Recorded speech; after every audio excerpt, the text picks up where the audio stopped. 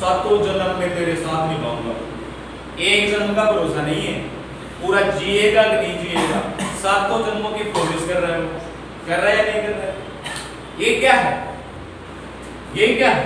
ये ऐसी undefined theories हैं जिनको डिफाइन नहीं किया जा सकता। इनको बोलते हैं दंत कथाएं। क्या बोलते हैं इनको? दंत कथाएं। मन कर दिया, सुना दी, जमाना सुनता आ रहा है और सुनाता आ रहा है और हम सुनते आ रहे हैं। समझ में आ रहा है कुछ? तो अगर भगवान ने मुझे बनाया है तो मीडिएटर क्यों चाहिए, बिचौलिए क्यों चाहिए? वो सीधा क्यों बात नहीं करता? पुजारी की इज्जत क्यों पड़ती है हमें? कर्मकांड क्यों कराना पड़ता है? होता है या नहीं होता? एनर्जी होती है। अगर आप कोई भी काम करते हो एनर्जी होती है। अगर आपको जीतने का भाव है पक्का जीतेंगे, अगर आप में हारने का भाव है तो पक्का हारेंगे। समझ में आ गई ना बात? समझ रहे हो क्या कहना चाह रहा? तो आप इन चीजों से जितना दूर रहेंगे मेरे हिसाब से ठीक रहेगा। बाकी दो चीजें होती है, हर चीज के दो पहलू होते हैं, एक आशावादी होना, एक निराशावादी होना। तो अब जिस समाज में रह रहे हैं तो मानने से ज्यादा फायदा है तो मान लेना चाहिए। समझ रहे हो ना भाई? हम बोले कि भगवान को नहीं मानेंगे तो इस समाज में जीना थोड़ा मुश्किल हो जाता है। समझ रहे हो मेरी बात? तो मान लेने में ठीक है भाई, चलो अपनी मानने से अगर किसी को प्रॉब्लम नहीं है, समस्या नहीं, तो विश्वास कर लेते हैं। क्यों? क्योंकि मेरा तो एक ही तरह है, जिसको देखा ही नहीं उस पर बड़ा विश्वास करते हैं हम, और जिसको देखा उसको विश्वास ही नहीं है। कैसे? हम पूजा करते हैं, प्रार्थना करते हैं, सब चीजें करते हैं, हम पता ही नहीं किसकी कर रहे हैं, वो तो आशा है, उम्मीद है, लेकिन हम इस चीज में बिलीव नहीं करते कि शरीर है, दिमाग है, हाथ है, पैर है, आंखें हैं, नाक है, सब चीजें हैं, इनका हम सही यूज करते हैं? कभी नहीं करते। करते नहीं करते? करते हैं क्या? अगर जो नास्तिक होगा वो पूरी तरह ईमानदारी से 100% काम को करेगा, जो आशावादी होगा वो ये सोच के अपने आप को तसल्ली देगा भगवान है जो करेगा हो जाएगा। ये थोड़ी ज्यादा चल रही है, जो नियतिवाद से निकली हुई है, आजीविक संप्रदाय से निकली हुई है, उसको अपन ने पूरी दुनिया मान रही कि नियति का लिखा हुआ कोई डालने वाला नहीं है, तो वो नियति नहीं होती, वो एस्ट्रोलॉजी होती है। आया को समझ में? तो इन चीजों से जितना दूर रहेंगे उतना अच्छा रहेंगे मेरे हिसाब से। हाँ ठीक है, भगवान राम आदर्श पुरुष है तो उनकी आदर्श हमें होनी चाहिए, तो वो जैसे मर्यादा सिखाते हैं। क्या सिखाते हैं? मर्यादा। जैसे भगवान श्री कृष्ण है वो क्या समझाते हैं? प्यार समझाते हैं, मोहब्बत समझाते हैं कि हमें प्यार प्रेम कैसे करना चाहिए। जैसे यहाँ पे बौद्ध धर्मी है, महात्मा बुद्ध है, वो क्या समझाते हैं? महात्मा बुद्ध ये समझाते हैं, जब भी महात्मा बुद्ध से ये पूछा गया था कि आपने भगवान के बारे में कुछ बोलना है, तो महात्मा बुद्ध चुप रह गए थे, कुछ नहीं बताया था। तो आप हीनयान और महायान की शाखाएं पढ़ते हो, पढ़ते हो नहीं पढ़ते हो? तो हीनयान और महायान की शाखाएं क्या करने को करती है? एक शाखा उनको भगवान मानती है, एक शाखा इनको महापुरुष मानती है। तो फर्क है? फर्क है या नहीं है? जैसे आप जैन धर्म उठा के देख लो, उसमें दिगंबर और श्वेतांबर है, वो किसको मानते हैं? भगवान। वो भगवान का अलग ही पुनर्जन्म की बातों को बता रखा है। अगर हम पुनर्जन्म की बातों को मानते हैं, जैसे आप और हम इस जन्म में रहकर परेशान हो रहे हैं, दुखी हो रहे हैं, कुछ गलत हो रहा है हमारे साथ, तो हम सीधा अपने पिछले वाले जन्म को कोसते नहीं कोसते? अब मुझे एक बात बताओ, अगर पिछले जन्म में अपन ने गलत काम किए, वो इस जन्म में भुगतना पड़ रहा है, तो मुझे आप इतना क्लियर कर दो, कोई भी बताने वाला होगा, तो पहला जन्म किस गलती के कारण हुआ है? सही बात है, गलत बात है? भाई चलो मान लिया ये जन्म पिछले वाले जन्म की गलतियों से हुआ है, उससे पीछे वाले भी अपनी गलतियां करती होगी, तो पीछे वाला जन्म हो गया होगा, हो गए होंगे। लेकिन जब पहली बार जन्म हुआ तो हमने कौन सी गलती कर दी थी भाई? तो ये सही बात है। आप जो संप्रदाय पढ़ोगे राजस्थान कल्चर या इंडियन कल्चर के अंदर, संप्रदाय मैं क्या बोल रहा हूँ? संप्रदाय क्या है? जिस समाज के अंदर रहते हैं, समाज से निकला हुआ शब्द संप्रदाय। समाज किस यानी जो परिपूर्ण हो, परिपूर्ण मतलब समाज की शर्तें किस प्रकार की होगी, भगवान का डिजाइन किस प्रकार का होगा, आया कुछ समझ में? वो संप्रदाय है। तो हमारा जो समाज है वो 12 पंथों में बसा हुआ है। कितने पंथों में? 12 पंथों में, जिसमें स्थायी मोक्ष है ही नहीं, जिसमें स्थायी मोक्ष है नहीं, बस वो इन्हीं के अंदर घूमता रहता है, डोलता रहता है, और वो इस उम्मीद में रहता है कि मुझे मोक्ष मिल जाएगा। तो मोक्ष हमसे नहीं मिलेगा। मोक्ष क्या होता है कि जीवन से इच्छाएं खत्म हो जाती है, संसार से इच्छाएं खत्म हो जाती है, और उसकी जो सोच है, सोच जानते हो, जैसे आप महात्मा बुद्ध को पढ़ते हो, उसके 4 जीवन के दर्शन थे। 4 जीवन के दर्शन किस प्रकार थे? वो एक मरे हुए आदमी को देखता है, एक साधु आदमी को देखता है, एक दरिद्र आदमी को देखता है, तो जो एक सीन था उसका साधु वाला, कौन सा, जिसके घर नहीं है, पत्नी नहीं है, बच्चे नहीं है, फिर भी मस्त है या नहीं? तो सारी चीजें कहां से डिजाइन हो रही है? उन्हीं चीजों को अलग अलग एक्सपेरिमेंट करके समझाया गया है। यही धर्म की परिभाषा आया समझ में? अब आजकल तो एक ही धर्म है, गूगल बाबा, यूट्यूब बाबा, ये सारे देवता है अभी आजकल यूनिवर्सिटीज भी ऐसी बन गई, व्हाट्सएप यूनिवर्सिटी, फेसबुक यूनिवर्सिटी, तो यहाँ पे लोग पीएचडी कर रहे हैं बढ़िया तरीके से। तो धर्म गया तेल में, कोई मतलब नहीं है अपन ऐसे अपन देख लिया होगा। एक बार चीजें मेंशन कर लीजिए, फिर काम की चीज पढ़ेंगे, कॉन्स्टिट्यूशनल चीजें पढ़ेंगे। गणेश जी का मंदिर, तो ध्यान रखना, रणथंबोर, सवाई माधोपुर। दूसरा देखो इसमें बाजना गणेश जी का मंदिर,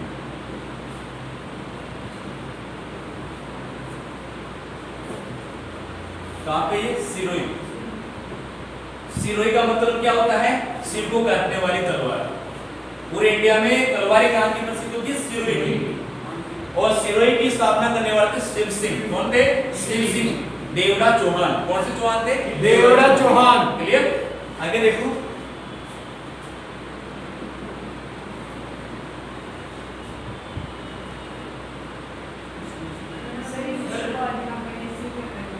अभी बताता हूँ, लंबी स्टोरी है, कला संस्कृति पढ़ेगी। खड़े गणेश जी का मंदिर, सर शिव सिंह ने तो वो हाँ वही है, सबसे लास्ट में शुरू करता है 1823 में। हाँ, खड़े गणेश जी का मंदिर, भाई तेरी बात समझ गया मैं, एक बार लिख लो थोड़ा सा, बहुत सारी चीजें समझाने लगी। खड़े गणेश जी का मंदिर कहाँ पे? कोटा। आगे लिखो, नृत्य करते हुए गणेश जी की मूर्ति का मंदिर कहाँ पे भाई?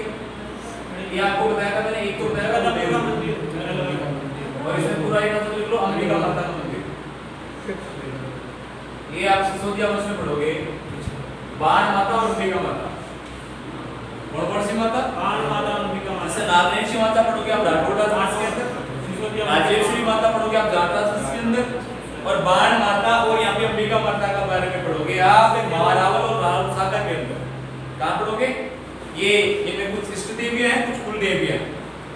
जैसे समझ गए ना, जैसे अन्नपूर्णा देवी माता, जमुआई रामगढ़ माता, समझ रहे हो ना, जमुआई माता में पढ़ते हो आप लोग, शाकंभरी माता, जीण माता, समझ में आ गई बात? हिंगलाज माता। आगे देखो, करणी माता। नृत्य करते हुए गणेश जी की मूर्ति का मंदिर उदयपुर अंबिका माता के मंदिर के पास।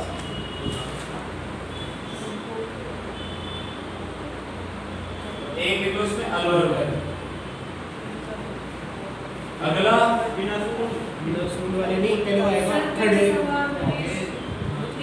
शेर पे सवार, जूनागढ़ शेर पर सवार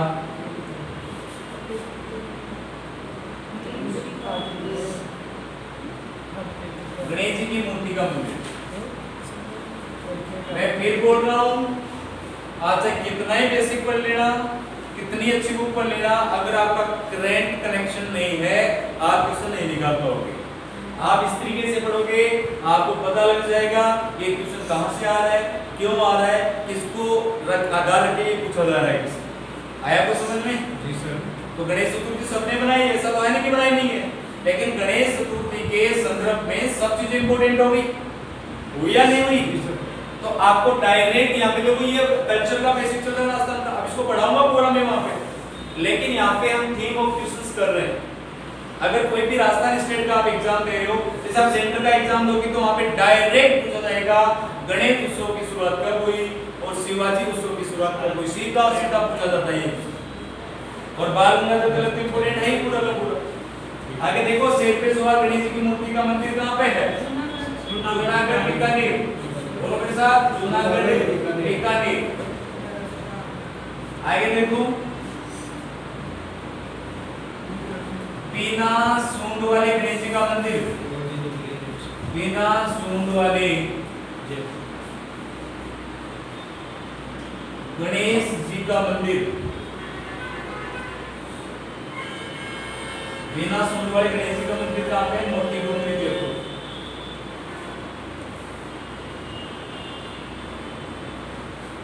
और गढ़ गणेश जी की मूर्ति में गढ़ गणेश जी की मूर्ति का मंदिर।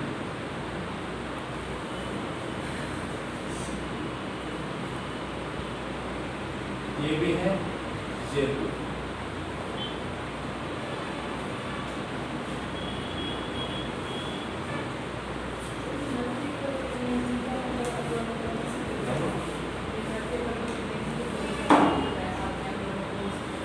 अलवर में ही प्रॉपर, जैसे जयपुर है ना, अब जयपुर में प्रॉपर जयपुर ही करना है उसको, लोकेशन नहीं, उसका लोकेशन के लिए आपको आरएस की तैयारी करनी पड़ेगी, तो भी नहीं पूछेगा।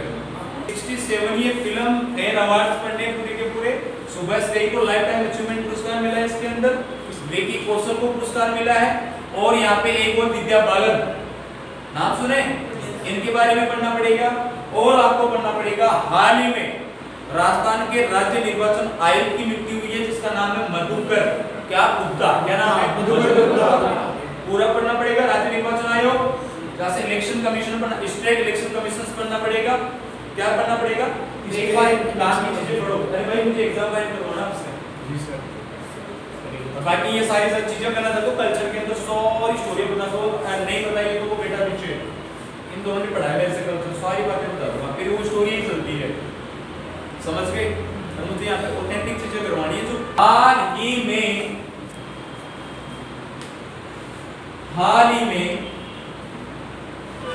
राजस्थान में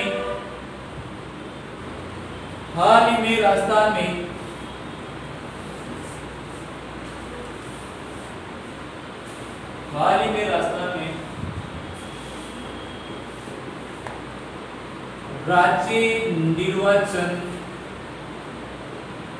आयुक्त किसे नियुक्त किया है? राज्य निर्वाचन आयुक्त, कमिश्नर नियुक्त किया है। राज्य निर्वाचन आयुक्त किसे नियुक्त किया है? मैं ऑप्शन दे रहा हूं एक बार आपको। मधुकर गुप्ता एक ऑप्शन है, प्रताप कृष्णा लोहरा एक ऑप्शन है, गोपाल कृष्ण व्यास, और एक ऑप्शन दे दिया मैंने कलराज मिश्र। चलो मालूम ऐसा ही क्वेश्चन आपके पास आ गया एग्जाम के अंदर, सब में आंसर है, सब पढ़ाने की पर्पस से मैंने बना दिया, बाकी वो भी डाल सकता हूं। सब बच्चे सामने देखेंगे। कम टू मेन पॉइंट, हम यहाँ बोलते हैं स्टेट इलेक्शन कमीशन की बात कर रहे हैं, जिसका गठन जुलाई 1994 में किया गया था। 73वां संविधान संशोधन और 74वां संविधान संशोधन इसमें पढ़ना पड़ेगा। ध्यान से सुन लेना मैं क्या क्या बोल रहा हूँ। क्वेश्चन कैसे आते हैं और आपको इनके बारे में सारी अप्रोच और पावर लगानी है। वहां पे गणेश वाले टॉपिक के अंदर बातें तो बहुत सारी है बताने को, उससे आत्मसंतुष्टि हो जाएगी, लेकिन परीक्षा संतुष्टि नहीं हो पाएगी। परीक्षा संतुष्टि इन चीजों से होगी। तो जो ही आपने इंटरेस्ट लिया था गणेश जी में, वैसा का वैसा इंटरेस्ट यहाँ पे आना चाहिए। तो देखिए यहाँ पे राज्य निर्वाचन आयोग किसे नियुक्त किया गया है, तो इसका सही उत्तर हो जाएगा मधुकर गुप्ता। क्या नाम हो जाएगा? मधुकर गुप्ता। और किसने जगह ली है? प्रेम सिंह मेहरा की। इसकी जगह ली है प्रेम सिंह मेहरा की। क्या नाम है? प्रेम सिंह मेहरा। और प्रेम सिंह मेहरा बड़े ही शानदार व्यक्ति रहे, जिन्होंने कोरोना काल के अंदर राजस्थान में पंचायती राज के चुनाव करवाए। ये बिग चैलेंज था, बड़ा चैलेंज था ये। तो यहाँ पे जरूरी नहीं कि आपको यही पूछ ले एग्जाम में, आपको ये भी पूछ लेगा प्रेम सिंह मेहरा क्या रहे हुए हैं? राज्य निर्वाचन आयुक्त रहे हैं। क्या रहे? राज्य निर्वाचन आयुक्त। देखो ध्यान रखना, मुख्य निर्वाचन आयोग अलग चीज है। मुख्य निर्वाचन आयोग अलग चीज है, जो राष्ट्रपति, प्रधानमंत्री, सांसद, विधायक सबके चुनाव कराता है। समझ में आती बात? वो स्वायत्त संस्थान, जो आर्टिकल 324 में पढ़ते हो आप लोग, 324 से 329 तक पढ़ते हो ना। मतदाता दिवस कब पढ़ाते हैं? 25 जनवरी को पढ़ाते हैं। क्या पढ़ाते हैं? वो अलग है। ये अलग है, ध्यान से सुन लेना, फिर मैं बोल रहा हूँ। राज्य निर्वाचन आयोग, मैं क्या बोल रहा हूँ, राज्य निर्वाचन आयोग, आयोग से बन गया आयुक्त, आयोग बोलते कमीशन को, और कमीशन से बन गया कमिश्नर। अरे कमीशन से क्या बन गया, कमिश्नर। इतनी बात तो समझ में आ गई? अरे आई या नहीं आई? तो राज्य निर्वाचन आयोग, इसका जो गठन किया गया था, कब किया गया था? 1994 में। कब किया गया था? 1994 में। और इसके लिए इसको स्वायत्त स्वतंत्रता और इसको निकाय का जो दर्जा दिया गया, इसके लिए एक्ट लाना पड़ेगा, संशोधन करना पड़ेगा, और इसके लिए आपको 73वां और 74वां संविधान संशोधन करना पड़ेगा। और संविधान संशोधन करने के लिए आपको आर्टिकल 243 के, सॉरी के, क्या बोल रहा हूं मैं, के, और हिंदी में बोले तो टे, क्या बोला मैंने? एक तो आपको ये ध्यान रखना पड़ेगा 243 के, जिसको आप टाइप भी कर सकते हो, और एक करना पड़ेगा 243 जेड ए, क्या बोल रहा हूं मैं? आपको 243 के और 243 जेड ए, ये दोनों पढ़ेंगे तब जाके आपको समझ में आएगा राज्य निर्वाचन आयोग। क्या समझ में आएगा? राज्य निर्वाचन आयोग। एक बार फिर फोकस कीजिए, ध्यान दीजिए, आपकी लाइन समझ नहीं आ रही है, वो इसलिए नहीं आ रही, आप इसमें फोकस नहीं कर रहे। मैं फिर रिपीट कर रहा हूँ, हम बात कर रहे हैं राज्य निर्वाचन आयोग की। सीधा पूछ लिया आपकी किस्मत है, सीधा नहीं पूछा, उल्टा कर दिया, राउंडिंग कर दिया, कुछ घुमा के एग्जाम लैंग्वेज डाल दी, तो मामला गड़बड़, भगत सिंह बनोगे पक्का। तो यहाँ पे देखो, राज्य निर्वाचन आयोग के लिए कौन सा आर्टिकल परमिशन करता है? 243, कौन सा है? और कौन सा 243 जेड ए, और इसमें अमेंडमेंट कौन सा है? इसमें संशोधन कौन सा है? 73वां और 74वां संविधान संशोधन। क्या बोला मैंने? 73वां और 74वां संविधान संशोधन। दोनों बात समझ में आ गई? और इसी के तहत पहले जो नियुक्ति की गई थी, वो की गई थी अमर सिंह राठौड़ की। किसकी की गई थी? अमर सिंह राठौड़ की। दोनों में लिख लेंगे, समझ रहे हैं अभी क्या बात कर रहा हूं मैं? आपको यही पूछ रहे हैं कि राजस्थान में प्रथम राज्य निर्वाचन आयुक्त कौन थे?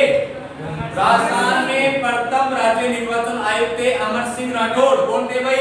अमर सिंह राठौड़। अरे कौन थे? अमर सिंह राठौड़। कौन थे? अमर सिंह राठौड़। समझ में आ गई बात? अभी कौन है? बहादुर गुप्ता। इससे पहले कौन थे? प्रेम सिंह मेहरा। इनका काम क्या है? इनका काम है राजस्थान में पंचायती राज और नगर निगम यानी नगर निकाय के चुनाव कराना। एक बार मैं फिर बोल रहा हूँ, आपको यही पूछ लेगा एग्जाम के अंदर, अगर आपको राजस्थान में या किसी भी दुनिया के मतलब भारत के किसी भी स्टेट के अंदर अगर पंचायती राज और नगर निकाय के चुनाव करवाने हो, क्या बोला मैंने? पंचायती राज और नगर निकाय के चुनाव कराने हो, तो उस राज्य में ये भूमिका किसकी होती है? राज्य निर्वाचन आयोग की। किसकी भूमिका होती है? राज्य निर्वाचन आयोग। इतनी बात समझ में आ गई? इतनी बात समझ में आ गई? और अगर आपको राष्ट्रपति का चुनाव कराना है, प्रधानमंत्री का चुनाव कराना है, सांसद का चुनाव कराना है, विधायक का चुनाव कराना है, ये सारे जो चुनाव करवाए जाते हैं, ये करवाए जाते हैं मुख्य निर्वाचन आयोग के द्वारा। किसके द्वारा? मुख्य निर्वाचन आयोग के द्वारा। जिसकी स्थापना कब की गई थी? 1950 में। कब की गई थी? 1950 में। कब की गई थी? 1950 में। पक्का पता है ना सभी को? दिक्कत है किसी को यहाँ तक? आप यहाँ पे सारा फोकस कीजिए, क्योंकि अपनी तो हेडलाइंस यहाँ पे चर्चा चल रही है, ऐसे चल रही है। राज्य निर्वाचन आयुक्त के भी किसे नियुक्त किया गया? आयुक्त पहले कौन थे? प्रेम सिंह मेहरा। और प्रथम कौन थे? अमर सिंह राठौड़। कौन थे? अमर सिंह राठौड़। कौन थे भाई? अमर सिंह राठौड़। इसके बाद भी कई सारे बड़े, जैसे राम लुभाया बना था या नहीं बना? हम उस पर नहीं जाएंगे। अब एक चीज और है, प्रताप कृष्ण लोहरा। क्या बोला मैंने? प्रताप कृष्ण लोहरा। ये बड़ा ईमानदार, बड़ा शानदार क्वेश्चन है। प्रताप कृष्ण लोहरा और एक है गोपाल कृष्ण व्यास। तो प्रताप कृष्ण लोहरा कौन है? ये राजस्थान के लोकायुक्त है। कौन है? लोकायुक्त। ये साथ लेने का रीजन ये था कि आपको आयुक्त लोकायुक्त एक जैसे शब्द लगते हैं, तो ये थोड़ा सा आपके अंदर कंफ्यूजन क्रिएट करता है। इस चीज को मैं बिल्कुल क्लियर करना चाहता हूँ। ओके, लोकायुक्त और एक पढ़ेंगे इसके साथ लोकपाल, जो सेंट्रल लेवल की तैयारी कर रहे हैं, जिसको मतलब मान लो यूपीएससी देख लो, एसएससी देख लो, जिस लेवल की तैयारी कर रहा है वहां पे पूछा जाता है कि भारत का पहला लोकपाल कौन है? लोकपाल प्रमुख कौन है? तो पहला लोकपाल प्रमुख है पिनाकी चंद्र घोष। कौन है? पिनाकी चंद्र घोष। इसको शॉर्टकट में पीसी घोष के नाम से पूछा जा रहा है एग्जाम में। एसएससी के अंदर भी आ रहा है, एसएससी 10+2 में भी आ रहा है। आ रहा नहीं आ रहा? तो सेंट्रल गवर्नमेंट के लेवल पे जो चीज होती है लोकपाल होती है, और स्टेट लेवल पे होती है लोकायुक्त। क्या होती है? लोकायुक्त। और राजस्थान के पुराने पेपर उठा के देख लेना, कोई भी स्टेट बोर्ड का पेपर है वो ये पूछ लेगा वर्तमान में राजस्थान के लोकायुक्त कौन है, तो वहां पे एसएस कोठारी का नाम मिलेगा आपको, सज्जन सिंह कोठारी, सज्जन सिंह कोठारी, सज्जन सिंह कोठारी, सज्जन सिंह कोठारी। हर पेपर में पूछा गया क्वेश्चन, राजस्थान के हर पेपर में पूछा गया क्वेश्चन। अब क्वेश्चन तो वही रहने वाला है, बदलेगा तो सिर्फ आंसर। क्या बदलेगा? आंसर। अब हमें एसएस कोठारी नहीं करना है, हमें सज्जन सिंह कोठारी नहीं करना है। जहां पे वर्तमान लग जाएगा वहां पे उसका उत्तर ही बदल जाएगा, प्रताप कृष्ण लोहरा। क्या नाम है? प्रताप कृष्ण लोहरा। तो आपको लोकपाल पढ़ाऊंगा। लोकपाल का मतलब होता है लोगों का रक्षा करने वाला। लोगों की रक्षा कैसे? कि इंडिया में करप्शन हो रहा है, भ्रष्टाचार हो रहा है, समझ गए मेरी बात? तो इसके लिए आपको पूरा लोकपाल पढ़ना पड़ेगा। लोकपाल कहां से आया हुआ है? ये स्कैंडिनेवियन जो कंट्रीज है, जैसे आपने नाम सुना होगा नॉर्वे, फिनलैंड, डेनमार्क, स्वीडन, ऐसे नाम सुने? जैसे मैंने 4 देशों के नाम बोले, नॉर्वे, स्वीडन, डेनमार्क और फिनलैंड। इन चारों देशों को ही स्कैंडिनेवियन कहते हैं। क्या कहते हैं? स्कैंडिनेवियन। यहीं से एक शब्द आया था ओमबुड्समैन। रिपीट, ओमबुड्समैन। ओमबुड्समैन। और ओमबुड्समैन ही इंडिया के अंदर लोकपाल से लड़ा जाता है। किस नाम से? लोकपाल। लोकपाल का मतलब क्या होता है? लोगों की रक्षा करने वाला। जैसे A category, B category, C category, D category के जो कर्मचारी होते हैं, एम्प्लॉय होते हैं, जो करप्शन करते हैं, उन करप्शन लोगों की निगरानी करने का जो काम करती है वो लोकपाल करती है। और स्टेट में कौन करता है? लोकायुक्त। इसलिए इसको अर्ध न्यायिक विभाग भी कहते हैं। क्या कहते हैं? अर्ध न्यायिक विभाग। ये लोगों की जन सुनवाई करता है, ये लोगों की समस्याओं को सुनता है, ये लोगों की समस्याओं के लिए सलाहकार देने के लिए बाधक है। आया आपको समझ में? और यहाँ पे पढ़ेंगे एक लाइन आगे वाली क्लास में, गोपाल कृष्ण व्यास। गोपाल कृष्ण व्यास कौन है? ये राजस्थान के यानी राज्य मानवाधिकार आयोग के अध्यक्ष। क्या बोल रहा हूं मैं? राज्य मानवाधिकार मतलब state women right commission. State women right commission के चेयरमैन कौन है? अभी गोपाल कृष्ण व्यास। आप हिंदी पढ़ रहे हो तो इसको हिंदी में बोलते हैं अध्यक्ष, और इसका स्पेलिंग हो जाएगा अध्यक्षा। क्या हो जाएगा? अध्यक्षा। तो दोनों में फर्क समझना। अध्यक्ष होता है पुरुष और अध्यक्षा होती है फीमेल। तो हम यहाँ पे पढ़ रहे हैं गोपाल कृष्ण व्यास। तो स्टेट वुमेन राइट कमीशन के कौन अभी चेयरमैन है, और एक इसके चेयरमैन है लोकायुक्त है। इसका ऑफिस कहाँ पे? अजमेर में। इसका ऑफिस कहाँ पे? जयपुर में। और यहाँ पे मधुकर गुप्ता वाला जो ऑफिस बताया ये भी कहाँ है? जयपुर में। तो इनकी कई सारी चीजें बढ़ेंगी, इसको तुमको ऐसा ही मेंशन करिए, फिर बातें नेक्स्ट बातें करेंगे नेक्स्ट क्लास में। Okay, thank you. वो क्या है? 243 आर्टिकल्स रही in constitution article. Discuss next class. Okay. Punjab में स्कूटी वितरण योजना पता ना सभी को? कहां से थी ये? डूंगरपुर से। एक खंबे वाली छतरी किसकी बनी हुई है? कालीबाई की। कालीबाई ऐसी विद्यार्थी थी जो भील समाज से आती थी, जिसका गुरुत्व प्रेम यहाँ पे चलता। देखते जैसे अपन नानाबाई पाठ आने पड़ते हैं ना अपन। रास्तापाल की जो घटना थी, नानाबाई सेंगाबाई, जो रास्तापाल की जो घटना थी, वो घटना हम सारे कालीबाई भील के बारे में पढ़ते हैं कि जब अंग्रेजों का समय था, राजस्थान क्रांतिकारी एक्टिविटीज में लगा हुआ था, उस समय नानाबाई खाट और सेंगाबाई खाट ने मिलकर एक स्कूल चलाया, और उस स्कूल की एक विद्यार्थी थी कालीबाई भील। और ये बात डूंगरपुर के एक राजा थे, उनको ना मतलब अच्छी नहीं लगी उनको ये बात, और उन्होंने उस स्कूल के ऊपर अटैक करा दिया। और अटैक कराने के दौरान यहाँ पे जो नानाबाई खाट थे और सेंगाबाई खाट थे, एक को मार दिया, एक को बांध के गाड़ी के पीछे लटका के घसीट रहे हैं। और इस घटना को सारा का सारा देखती है कालीबाई, और उसे लगा कि तो हमारे पीटी टीचर जो हमारी जिंदगी बना रहे हैं, हमारे गुरु है, हमारे जीवन में प्रकाश लाती है, उन्हीं को मार रहे हैं। तो कालीबाई ने ना आव देखा ना दाव, इसके मतलब ये देखने काम कर रहे थे। रस्सियां इसके हाथ में थी। रस्सियां बात जानते हो? दादड़ी जानते हो सब? कला संस्कृति में जरूरी है जानना। सिकल है ना? हाँ, क्या बोलते हैं? सिकल बोलते हैं। बिल्कुल बोलते हैं, लेकिन इसको रस्सियां बोलते हैं। क्या बोलते हैं? सॉरी, हस्सियां। हस्सियां बोलते हैं। क्या बोलते हैं? हस्सियां। और ये बिल्कुल नहीं सोचती, इसको लगा कि टीचर को बचाना है, कुछ भी हो जाए, और जाके ये रस्से को काट देती है। और रस्से काटने का परिणाम ये हुआ, रिजल्ट हुआ कि इसको पोलियो से भून दिया गया। और 11 साल की उम्र में ये शहीद हो गई अपने अध्यापक की जान बचाने के लिए। आज ऐसा नहीं होता, अगर मास्टर को पीटा और मारो तो पीटना भाई, 2-4 मेरी तरफ से लगा लेना। बड़ा नाटक करता है, हरामी आदमी है, बड़ा दानी ढंग से, हैं? बेईमान आदमी है ये। होता है ना ऐसा? क्यों सोनू? हां, भरतपुर वाले करते हैं ऐसे। कर्मा बाई पढ़ोगे, काली बाई पढ़ोगे, जानकी बाई पढ़ोगे, ये सारी चीजें पढ़ोगे ना, तब आपको ये सारी महिलाएं बननी पड़ेगी। ऐसे देवनारायण स्कूटी योजना आगे करो। देवनारायण, ये विशेष पिछड़ा वर्ग की जो लड़कियां होती हैं उनके लिए देवनारायण स्कूटी योजना, देवनारायण स्कूटी योजना। ऐसे ही देख लो एक इंस्पायर अवार्ड, इंस्पायर अवार्ड,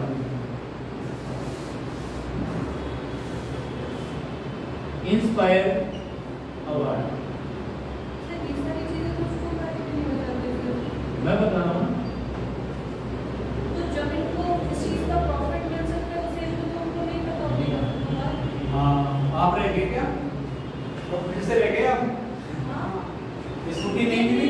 बात प्रॉफिट की नहीं कर रही, मतलब एक्चुअल में जिनको जरूरत है जिससे हम एक्चुअल में इसमें रीजंस है, listen to me seriously. Matter क्या है, हमारा इंडिया है इसमें अवेयरनेस बहुत कम है, जागरूकता बहुत कम है, और यहाँ